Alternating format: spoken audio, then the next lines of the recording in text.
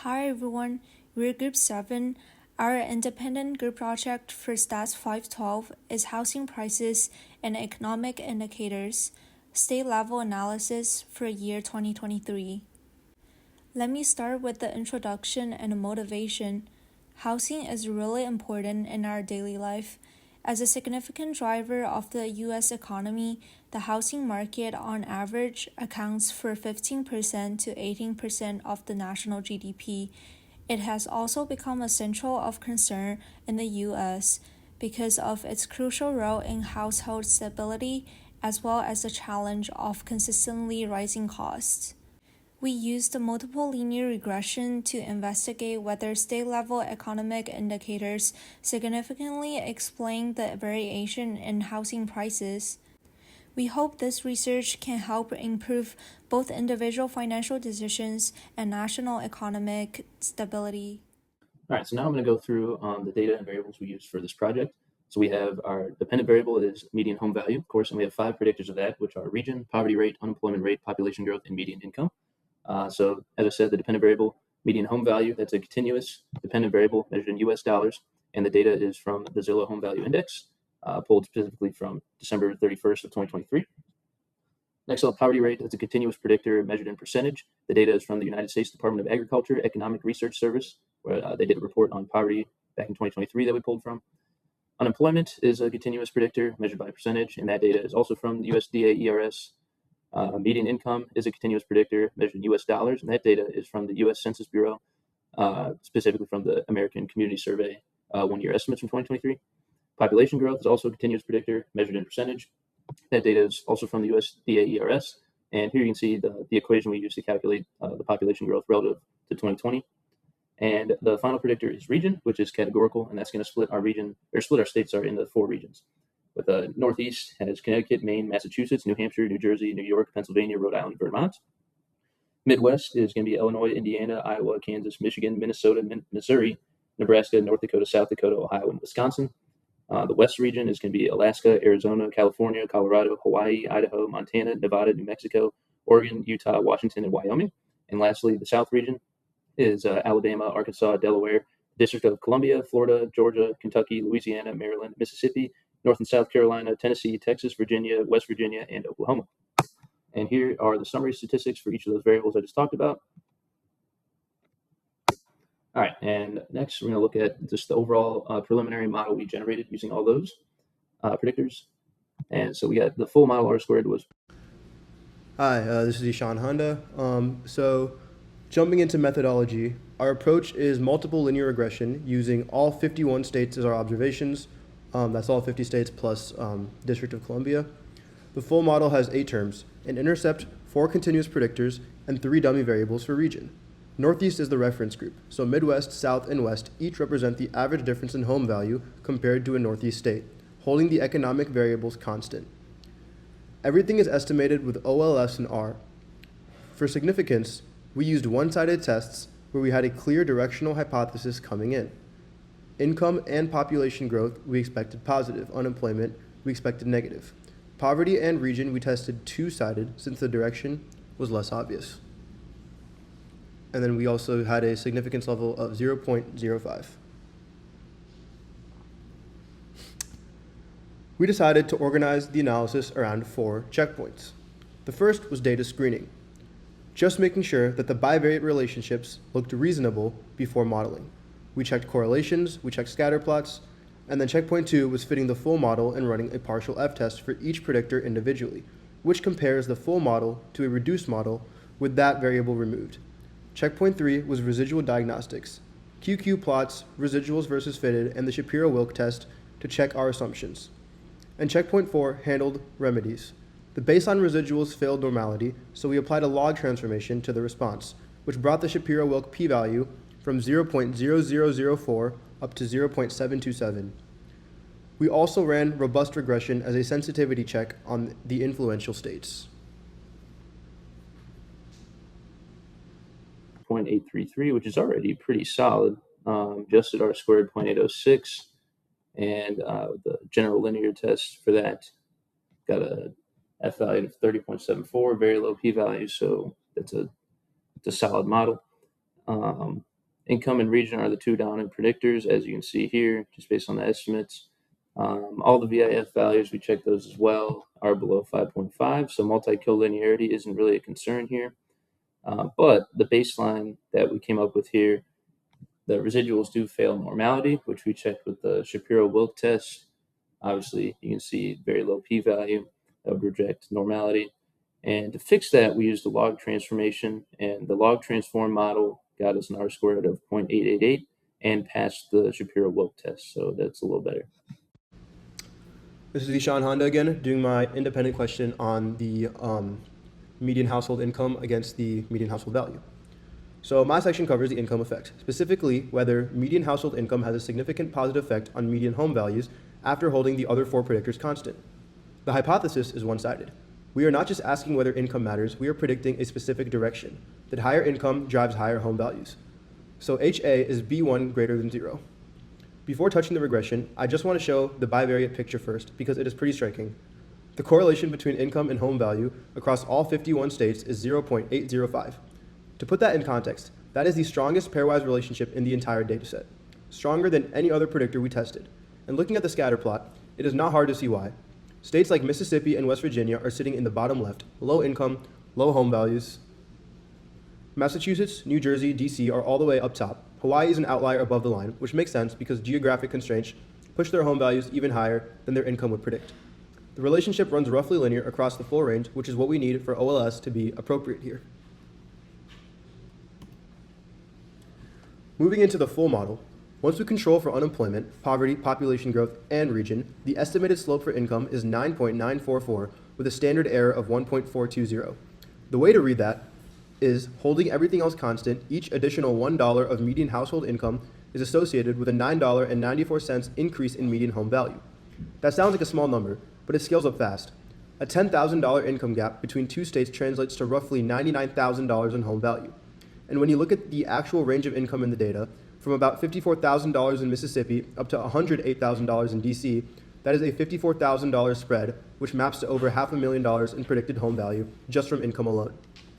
The t-statistic is 7.003, and since our alternative is one-sided, we take half the two-sided p-value, which gives us 6.35 times 10 to the negative 9. That is an extremely small number. The partial f-test tells us the same story. When we drop income from the model and compare it to the full model, f comes out to 49.04 with the same p-value. That is the largest partial f of any single predictor in the model, and the 95% confidence interval for the slope runs from $7.08 to $12.81. The entire interval is above 0, which directly supports the directional hypothesis. VIF is 3.65, so multicollinearity is not inflating this estimate. So pulling it all together, we reject the null strongly. Income is not just statistically significant, it is the dominant predictor in this model by a decent margin over the next closest one. The economic reasoning behind this is pretty straightforward. States where households earn more have greater purchasing power. More purchasing power means buyers can bid higher on homes. And when that is true across an entire state, it pushes the market up. That is basic demand-side economics playing out at the state level. What I think is actually the more interesting result here is the conditional part. Income stays the strongest predictor even after region is already in the model. You might think, okay, high income states are just expensive coastal states, so income is basically just a stand-in for living in the Northeast or West. But that is not what the data shows. After we control for region, income still explains more variation than anything else.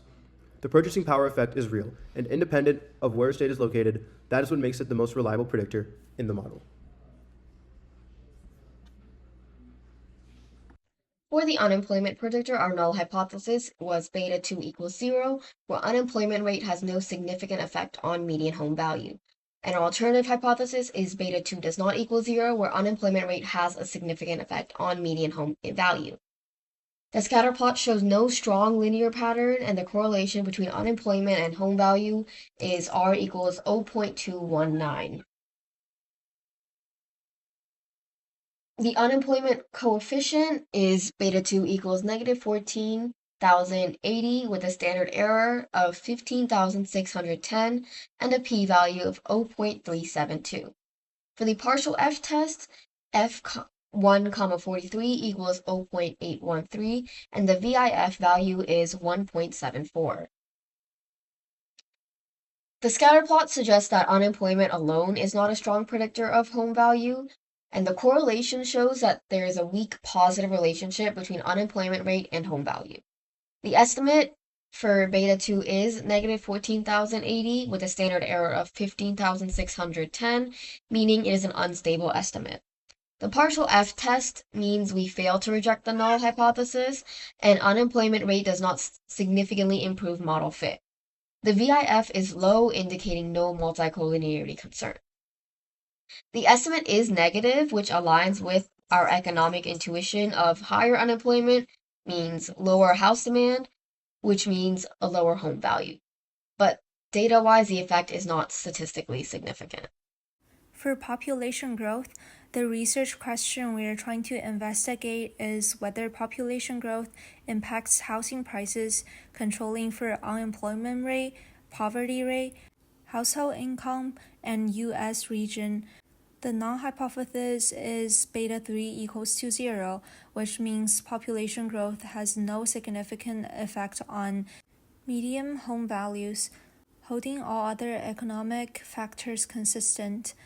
And the alternative hypothesis is beta 3 is not equals to 0, which means population growth has a significant effect on median home value, holding all other economic factors consistent.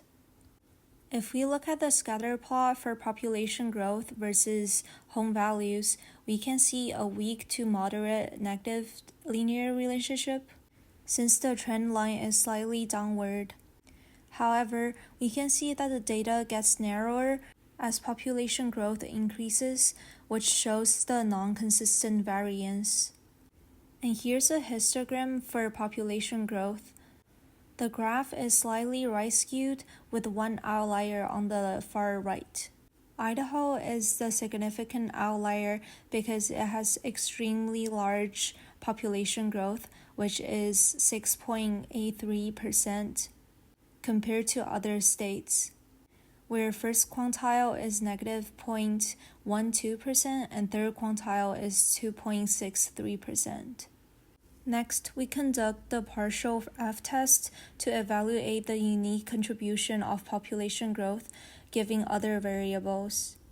We compared the full model to a reduced model where population growth is removed. From the table, we can tell that F is 0.789, degree of freedom is 1 and 43, p-value is 0.3793.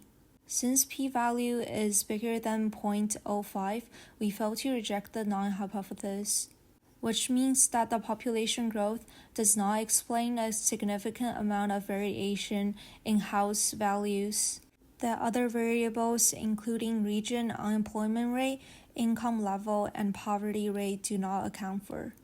And when we look at the full model, we can see that the estimated coefficient for population growth is roughly 4,989, but the standard error is bigger than the estimated coefficient.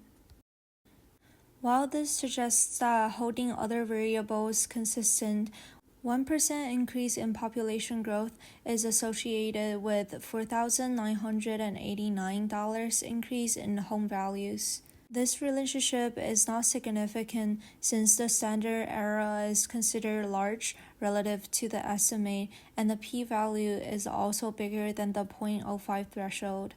Therefore, we cannot conclude that population growth has a significant impact on median home values given other predictors from the model. However, past research suggests that there is a strong relationship between population growth and housing demand. To ensure this insignificance is not due to multicollinearity among variables, we need to check VIF. And we can see that VIF for population growth here is around 1.805, which is below the threshold of 5.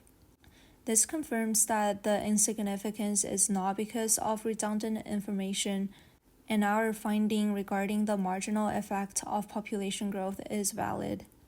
Also, if we look at the correlation matrix, the correlation coefficient between population growth and median home values is only negative 0.034, which means that there is a negligible negative linear relationship between these two variables, which aligns with what we got from the scatter plot and the MLR output. So in conclusion, based on scatter plot, histogram, partial F-test, estimated coefficient and center error, VIF, and correlation coefficient, although population growth is usually considered as a driver of housing prices, our model suggests the weak conditional impact of population growth on housing prices.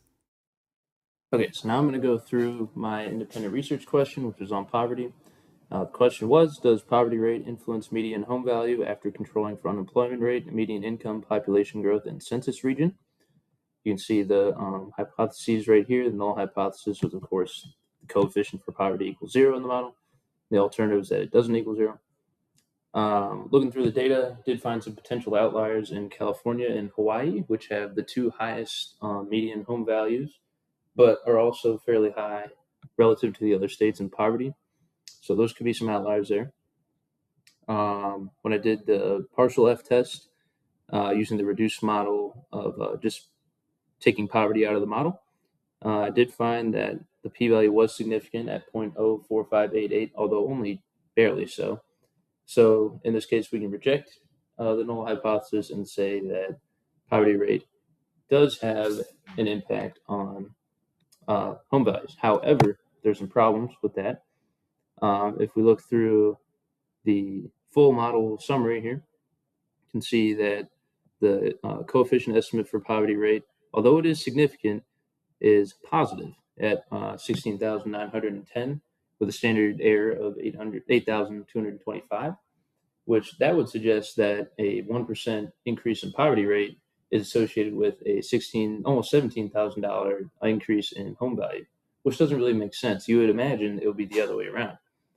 And that, combined with the fact that poverty has the highest VIF out of any of the coefficients at 5.32 and has a high correlation with income, as you can see here, has the income or correlation of negative 0.673, which makes sense, right? You would think areas where people earn more probably have less poverty. And so that would suggest that multicollinearity with income is present. And furthermore, you can see that poverty rate was not significant in the overall model, and in the overall ANOVA, and when you look at a model without income, poverty, the coefficient becomes negative, which is good, and is also very, very significant, very low p-value at 9.19 times 10 to the negative fifth. So that would suggest that poverty has a significant negative association with home value, but in this model, it's collinear with income. So when we go through the diagnostics and choose a final model, we're probably going to cast this one out. My name is Neil, and my research question asks whether census region has a significant effect on median home values after controlling for income, unemployment, poverty, and population growth. The null hypothesis is that all three region coefficients are 0, and the alternative is that at least one region differs significantly from the northeast baseline. We dummy-coded region with northeast as a reference group, so Midwest, South, and West each represent the mean difference in home values relative to northeast states, holding the continuous predictors constant. The partial F-test compares the full model to a reduced model with all three dummy regions removed. The result is F of 12.05 with a p-value of 7.4 to the power of 10 to negative 6, so we reject the null. Region as a set explains variation that income, unemployment, poverty, and population growth alone cannot account for. Looking at the box plot on the right, you can already see the pattern before any controls are applied. West states are clearly the most expensive, Midwest is the cheapest, and Northeast and South overlap quite a bit. Once we control for economic predictors, Midwest states average about $64,700 below Northeast states, and that's statistically significant at p equals 0.043. The main driver there is land availability and lower population density. People in the Midwest earn comparable incomes to other regions, but housing is cheaper because supply isn't constrained the same way. West states average about $92,900 above Northeast after controls, significant at P equals 0.003. The premium persists even after income is already in the model, which tells us it's not just that the Western states are wealthier. Geographic constraints, restrictive zoning, and concentrated demand from high-income industries all push prices up independently. South states are not significantly different from Northeast once economic factors are controlled. With a p-value of 0.208, the raw price gap between those two regions appear to be driven by income and poverty differences rather than any independent geographic effect. On multicollinearity, the reason VIF is 3.05 and a GVIF adjusted for the degrees of freedom is 1.20, which is well below any threshold for concern.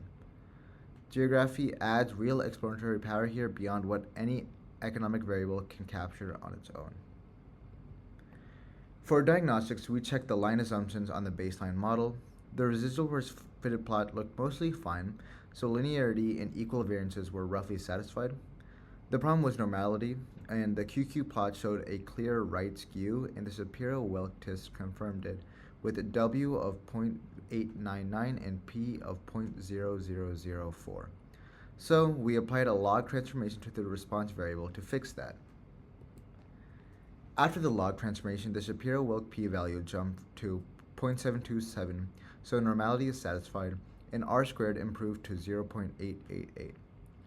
For influential points, we used Cook's distance with a threshold of 4/51, and the 5 states that got flagged were Alaska, California, Hawaii, Maryland, and New Mexico.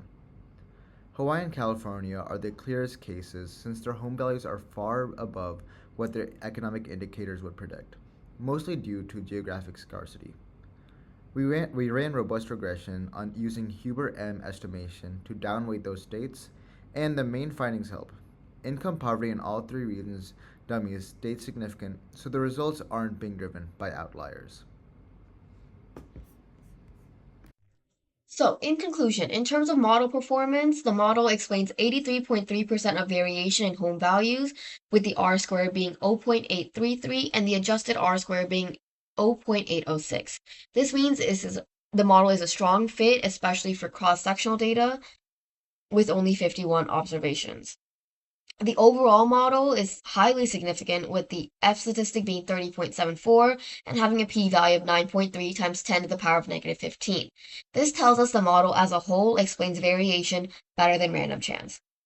The log transformation improves the fit by increasing the R-squared to 0.888 and satisfies normality. So this means after fixing the assumptions, the model actually performs even better. In terms of key predictors, median income and region are the strongest predictors, with median income being the strongest predictor. It has an F statistic of 54.70 and a p-value of 3.46 times 10 to the power of negative 9. This means it is extremely significant and clearly the dominant factor. For every $1 increase in income, it means there's a $9.82 increase in home value. This means even a small increase in income translates to meaningful increases in housing prices. It also has a strong correlation at R equals 0.805, which means this relationship is strong both individually and in the full model.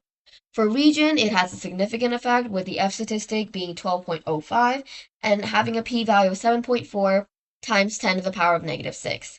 This means region still matters even after controlling for other economic factors. The West has a $92,900 increase in comparison to the Northeast, and the Midwest has a $64,700 decrease in comparison to the Northeast. This means Western states have substantially higher housing prices, and the Midwest is significantly more affordable. In terms of the South, it is not statistically significant, as is a p-value of 2.08, which means once we control for income, the South is not statistically different. For the other variables, poverty rate is significant with a p-value of 0.046. It has a positive coefficient, mostly due to overlap with income, which seems counterintuitive at first, but it has a bivariate correlation of negative 0.442, which is negative. This means once income is controlled, the relationship flips due to high-cost urban areas. The unemployment predictor is not significant, as it has a p-value of 0.372, which means it is not statistically meaningful in the full model.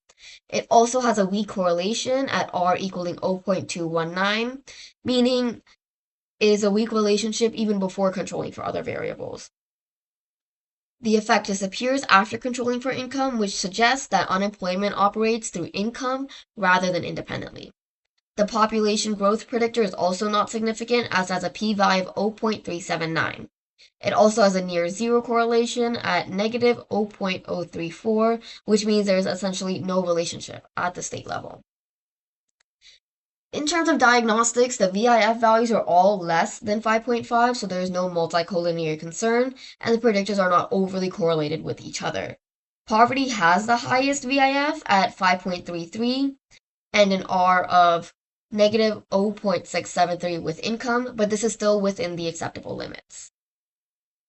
In terms of influential observations, Cook's distance was used to identify points that strongly affect the model, and the threshold was 4 divided by n, which is roughly around 0.78. The influential states turned out to be Alaska, California, Hawaii, Maryland, and New Mexico.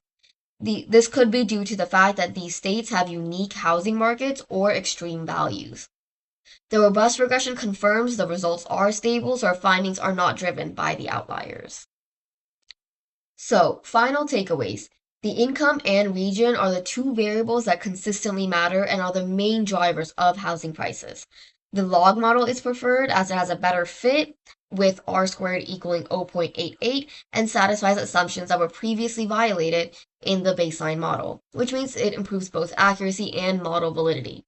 The results are associational and not causal because we are using cross-sectional data and not time-based or experimental data. With our limitations, the data is cross-sectional again, so results show association and not causation. Analysis is at the state level, which hides within-state variations such as urban versus rural differences, and important supply-side factors are missing, such as mortgage rates, zoning laws, and construction costs. Some states, such as California and Hawaii, have a unique housing market, which are driven by geographic constraints which are not captured in the model. Influential observations may still affect results even though robustness checks were performed. And these are the sources for the data that we used.